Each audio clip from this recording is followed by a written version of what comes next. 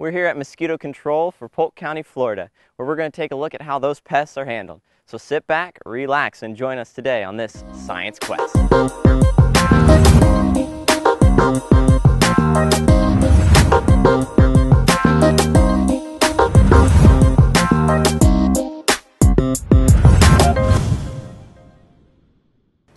We're here today with Mike, the Mosquito Control Manager for Polk County. Mike, I'm seeing a lot of charts, a lot of tables. Can you tell me what we're going to be learning today? Sure, have a seat and we'll go over everything we do. Polk County Mosquito Control is responsible for controlling disease-carrying and nuisance mosquitoes throughout the county. We have a fairly sophisticated program. We have a mosquito surveillance program. We trap and identify mosquitoes to find out what the mosquito population trends are doing. We base all our treatments on our mosquito surveillance program. We'll either do larval mosquito control, adult mosquito control. We have ground and aerial programs, and we can go through that. We'll show you our trapping program, show you what we do with the results of that, and then how we control mosquitoes. Very cool, very cool. Now, let's start with the graphs. Let's start with these charts. Okay. We've been trapping and tracking mosquitoes for about 20 years. So we have a pretty good idea from week to week what our mosquito population should be. This graph here shows our mosquito trends, and this is current. The green lines on the graph show what we would normally expect for this week of the year, and the red on the graph is what we're actually experiencing currently. Okay, so very high I see in July. Does that have something to do with the tropical storm that just came through? Yes, Tropical Storm Debbie dropped a lot of rain on the county, and when you have a lot of rain, usually within about 10 days to 2 weeks, you have a pretty significant increase in mosquito numbers, and that's what we saw. We would normally expect to see for that week of the year about 600 mosquitoes per trap, and last week we were averaging 3,700 mosquitoes per trap. Wow, that's a lot of mosquitoes. Some traps were significantly higher than that. One trap in Bartow had 49,000 mosquitoes in an overnight trap. That's a lot of mosquitoes. Now, are you looking at all types of mosquito? I mean, we look at there are 43 species of mosquitoes in Polk County. About a dozen of them cause significant problems either as disease carriers or aggressive biters. And this is some of our trapping data. As you notice, we've got it broken out into the different species and groups of species. And what we're counting are the female mosquitoes, because the female mosquitoes are the ones that actually bite. They take a blood meal to have protein to produce eggs. The male mosquitoes don't bite, so we only count the female mosquitoes. Okay. And what's the ones that are the big ones, the ones that are really... The real large ones are Pseudophora ciliata. After a big rain event, they'll come off in giant swarms, and they bite in the daytime. They generate a lot of calls. In fact, after Tropical Storm Debbie, our calls went from 15 to 20 a week to 350 in 2 days. Wow, that's a busy phone line. Yeah, it gets pretty exciting here when the rains get heavy. Okay, and so you gather all this information, you plot it. How do you determine, I mean, how far spaced are your traps? We have 62 traps scattered throughout the county. They're roughly on 4-mile centers. Okay. And we've got them in rural areas, urban areas. And each one of our overall zones, we have a trap, and then each zone is broken up into anywhere from 1 to 4 subzones. Okay. And we have 111 subzones, which are actual spray areas. Okay, and those are the areas that you spray throughout. Mm-hmm. And what's a normal week schedule look like here at Mosquito Control? Normally, we spray on Monday nights through Thursday nights. We don't spray on the weekends because people are out, and anytime somebody's out, walking or outside, we have to turn the spray off, and it creates some issues there. But what we'll do, we'll set traps on Mondays and Wednesdays. We set half of them on Monday, half on Wednesday, and then we pick them up on Tuesday and Thursday. We identify and count mosquitoes. We enter it into a database, and then we look at the different trends. For example, this map here shows, which is the same one as here, it will show our top trap areas, and we'll schedule treatments. We'll block out certain areas and do those areas with the high mosquito counts. Okay. How do you spray based on location and stuff? What we do for our adult mosquito treatments, which are the biting mosquitoes, we will schedule on the high trap counts. Those with the highest counts will schedule our trucks. We'll send a truck out. They start spraying right at sundown and spray for 2 or 3 hours. The mosquitoes have to be actively flying for the insecticide to come in contact with them to kill them. In areas like this that are up in the north part of the county that are more rural, we'll send a helicopter because it can treat a larger area. You know, those areas where the roads are sparse, the trucks aren't very effective, and the helicopter is much more effective in those areas. Now you have these trucks that you're sending out and stuff. First off, how many trucks do you have? We have 10 spray trucks. Okay, and how do you keep track of all those? Like, how do we make sure that you're able to spray what you're supposed to spray, and you're not missing out on areas? Yeah, we have computerized spray systems with GPSs that track everywhere we've been. In fact, I've got it on the screen now. If you look, this is one of our spray zones. The green lines is when they were driving without spraying. The red is spraying.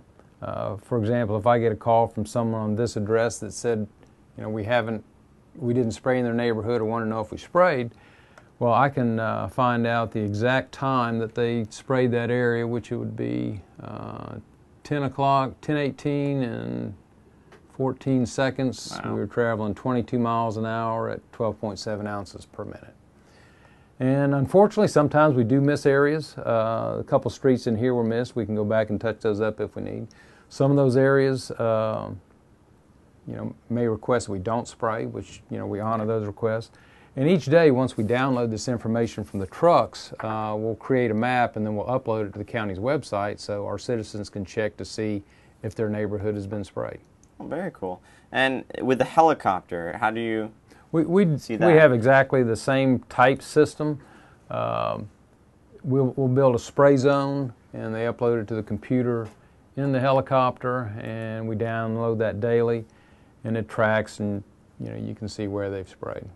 Very cool. This is some awesome stuff. It's the technology. I would never have thought, mosquito control, but this is some impressive stuff. What other type of treatments do you do? We have 6 inspectors that go out in the daytime and check service requests, and we do domestic inspections. A lot of people grow their own mosquitoes. If they have containers, old used tires, bromeliads, anything that will hold water will produce mosquitoes. And we check around those areas. We also treat ditches and other areas that produce mosquitoes. Okay. And we try to get the immature mosquitoes before they emerge as biting adults. Okay. Now, I know the one thing that stuck out to me, people breed mosquitoes.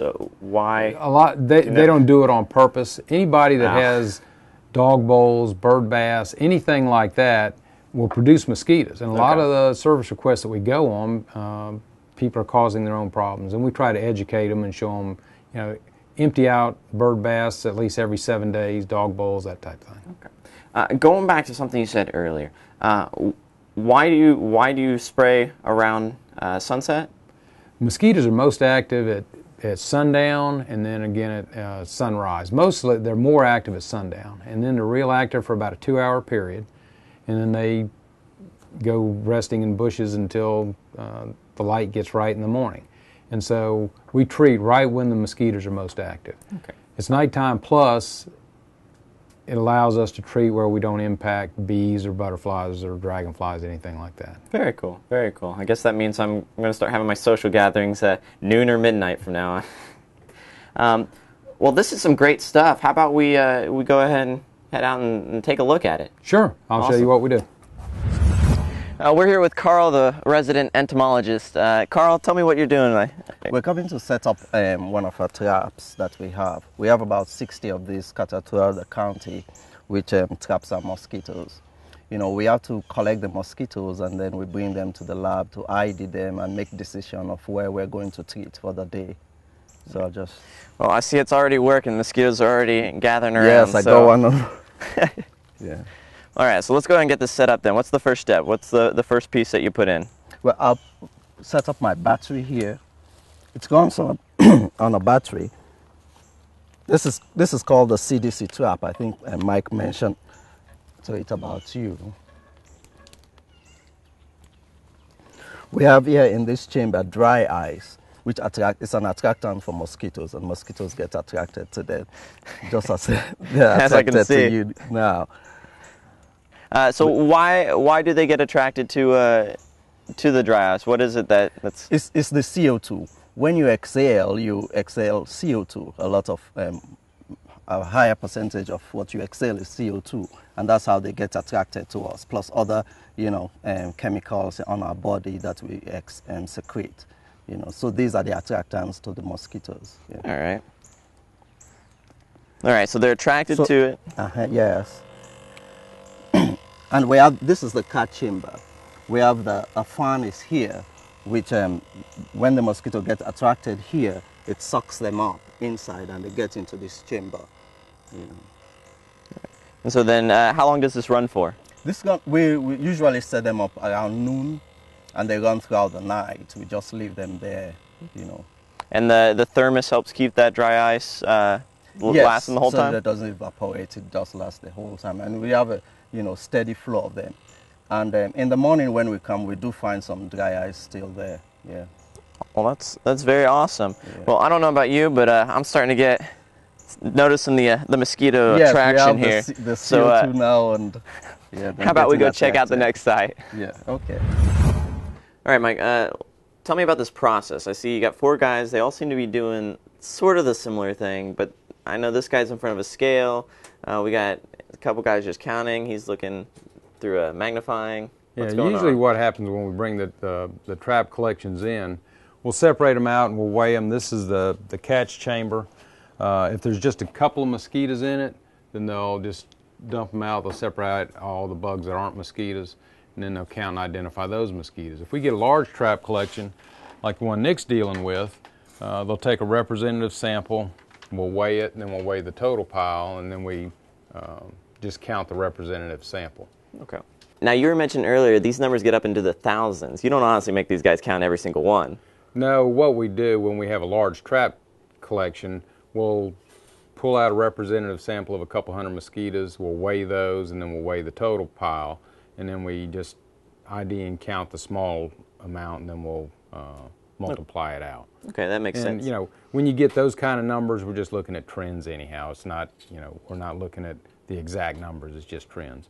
Normally we'll get, this time of year, 400 to 500 mosquitoes on average per trap. We've had a pretty big emergence here in the last 2 to 3 weeks, and we're averaging over 1,000 mosquitoes per trap right now. All right. And now I also noticed that they're picking out, they're going through and they're actually picking out different mosquitoes. Well, they pick out different mosquitoes, but also there's other insects that are in the trap collection. You got to separate all those out, and then we just identify the mosquitoes. All right, very and cool. We've got about 43 species of mosquitoes in the county. A dozen of them are significant biters, and but we look at all the different types. All right, Mike, we're here in your fleet of trucks. Please tell me a little bit about what we've got going on here. All right, the county has 10 spray trucks, and they're all set up essentially the same. They have a high volume, low pressure air blower. It blows a high volume of air through a diffuser nozzle. Here's the chemical injection line. We've got a computerized system that is based on the speed of the truck. It puts out the correct amount of chemical, anywhere from 5 miles an hour to 25 miles an hour. And as they speed up or slow down, the pump will speed up or slow down. And it tracks where we've been, how much goes out, the speed of the truck. So we know everywhere our drivers go. That way we can tell if they hit everywhere correctly or if they missed any areas and need to go back. So it's a pretty sophisticated system, and we can show you on the computer later what some of the tracking information that we get off of this. Yeah, that'd be awesome. Is this real time, or do you upload it daily? How does that work? It tracks everything they do at night, and then in the morning is when we upload the data to our database. So we know the next morning where everybody was, if they were treated, what areas were missed or completed. And but it tracks everything. We've got a control system inside the truck. We can show you that. Yeah, let's take a look at that. All right, so you grab this control panel out of your truck. What does it do? What our drivers do when they come in the evening, they enter their ID number, the zone they're going to be treating, and then as they get to the area, they can turn their sprayer on or off. They can turn their chemical pump on or off. For example, we only generally spray neighborhoods. We don't spray major highways. So if they're going down the highway, the spray pump is turned off, and they just hit one of these buttons and it turns it off. And then as they enter the neighborhood, they hit it again and it turns the chemical pump on. So everything's controlled from this control box inside the cab that controls everything within the spray system outside. Okay, and so when they're in the neighborhood, they control it when they're on the highways. They turn it on and off. But when they're in the neighborhood, that's all speed regulated? It's all speed regulated, that's correct. And where does all this information download to? It downloads onto a computer chip inside the computer inside the truck, and then we remove the chip and bring that in and download it in the mornings. So this is really cool, seeing a lot of technology being used. I'm sure you find it beneficial? Yeah, it really helps a lot. We have a number of people that will call saying we haven't been to their neighborhood. We can tell to the second when we went by their house. You know, we get complaints that our drivers were going too fast, and we can determine exactly how fast they were going, you know, through the neighborhoods. It tracks speed, chemical output, the location, and it's pretty accurate. That's great.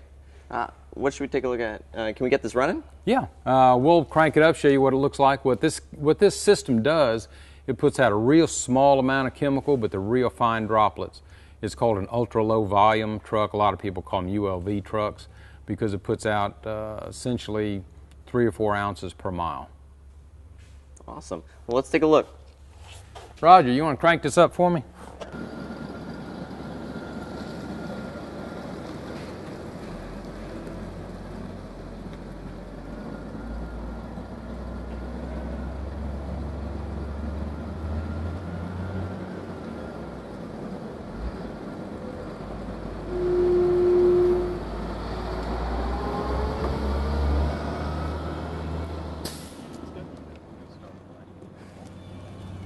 When we start the evening, they pull the truck out, and then they'll test the engine, they'll start it to make sure the blower is going to work. And right now, Roger's going to start the blower up. Okay.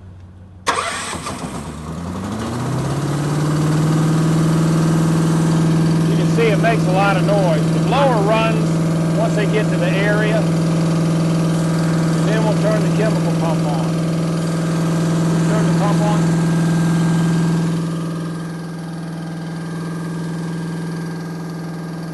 That's running, he's going to turn the chemical on to test that.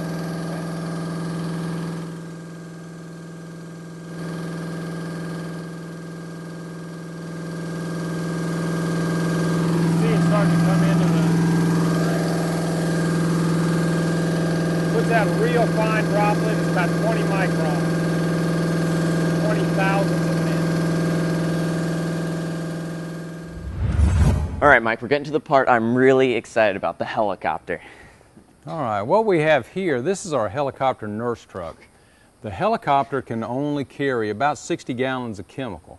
And on most of our spray missions at night, we put out anywhere from 120 to 150 gallons of chemical. So therefore, instead of having to come back and forth to the airport, we drive this truck into the field, and the helicopter will land in the field. You know, we have landing zones throughout the county, refuel, put chemical in, and then they'll continue their spray missions for the night.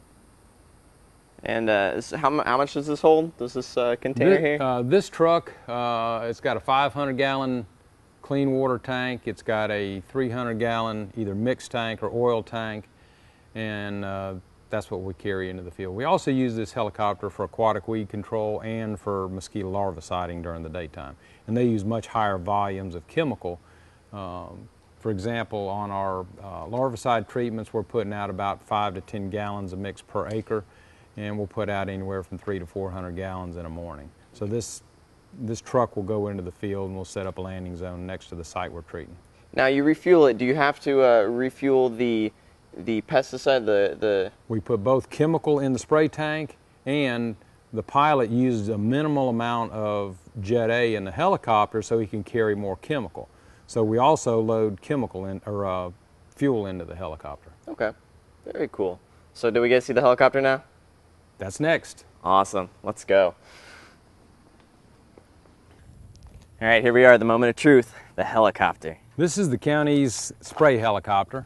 I'll point out what we have here. This is the spray tank. This is where the chemical goes in the tank. When we had the nurse truck I showed you earlier, when they go in the field, they put the chemical in here. They actually have a dry break, so there's no spillage. It hooks up. It's a dry lockup, so no chemical comes out, and everything's contained within the system. This is the spray nozzle. The insecticide is pumped out through here, And this spins at about 9,000 RPMs and puts out a real fine, about a 30 micron droplet, and as they're spraying. In addition, this also has a computerized spray system similar to what the trucks have. It tracks where we've been, what we've sprayed. We have a thing on here called auto spray. When we build the spray zone on the maps, we'll upload it to the computer, so when the pilot's flying, all he has to do is fly to the zone and fly the spray pass, and it turns it on and off. Whether he's once he enters the box, it'll turn it on, and as he leaves, it turns it off. And then he makes his turn and comes back around, and it turns it back on again. What? And then we download that after every mission and upload that to the county's website. Now, I noticed you got it looks like a camera dock here. Yes, we have, we take video of some of our missions just for record keeping purposes and make sure everything's functioning properly. And what are these nozzles here in the center here? We have a separate set of booms that will actually fit on here. Those are for our liquid treatments for either our larvicide work or our aquatic weed work. We'll put from this point outward, we have a separate set of booms with those type nozzles on, and those are for water-based applications. That is for an oil-based application. Okay. And the helmet. I'm noticing the helmet. Tell me a little bit about it. And those are the night vision goggles system that they use, and they have to be trained in it and have to have recurrent training because it's not like, just normal flying. It's pretty difficult to do. I can imagine. Now that's got to be a lot of added weight on top too, right? Yeah, this helmet weighs probably about 15-20 pounds. That'll affect your flying. Well, now how much? Get used to it. How much does this unit cost about? A little over $10,000 for these goggles. Wow, that's a lot of money to be wearing on top of your head. Well, but it really is for safety reasons, and it's a bargain. Now I have to ask, can we fire this thing up? We can. Awesome.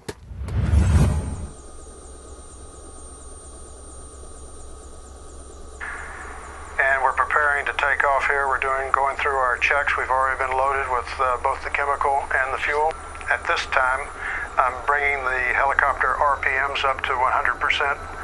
And once the helicopter's RPMs are up to 100%, we do a before takeoff check, which we're checking to make sure that we have no annunciator lights. We have all the systems are in the green. We have fuel. The area is clear. Just noticed I got a thumbs up from Darrell, our ground handler. He's given me the signal that there's no hoses connected to the helicopter. So at this point, I'm clearing the area for takeoff, and I start applying collective.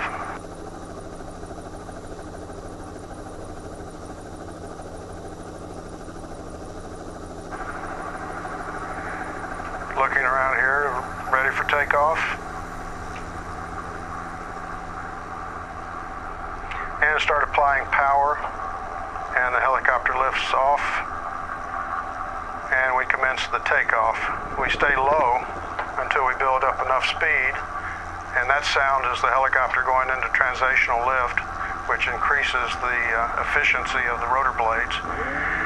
Now we're starting to climb up, and that sound is, I've turned on the chemical pump, and we're clearing the trees at the end of the strip and climbing up to approximately 300 feet for our ferry out to the beginning of the spray run. And here we're getting ourselves into position to start the spray run. And here we've entered the field, and the pump will come on automatically.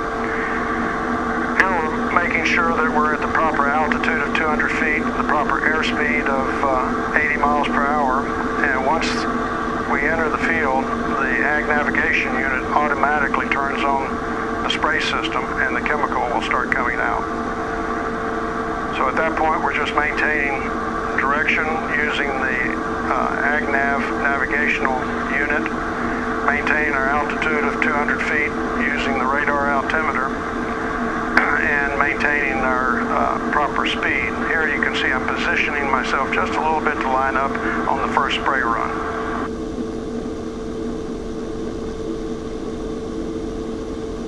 And we just entered the field, which we just crossed over this road that Mike set up on the spray plot. and the chemicals coming out. And like I said, we're just maintaining airspeed, altitude, and direction, and looking out for any obstacles that might be sticking up above 200 feet.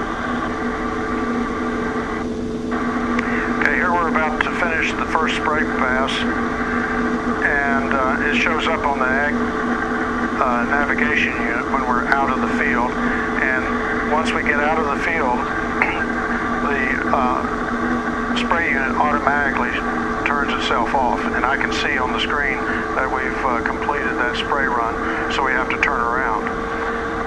And the method that I use to turn around is once I finish the spray run, I make about a 30-degree turn to the opposite direction that I'm going to fly the turnaround, fly for just a couple of seconds, and then make about a 270-degree turn back to the left.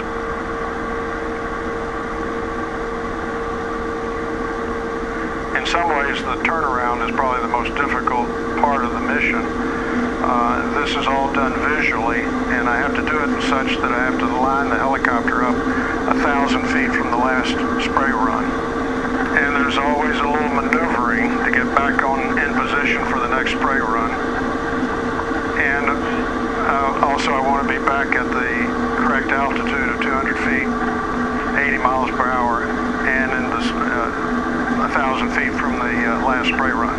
And again, the system turns itself on automatically. We'll do 15 more passes and call it a night.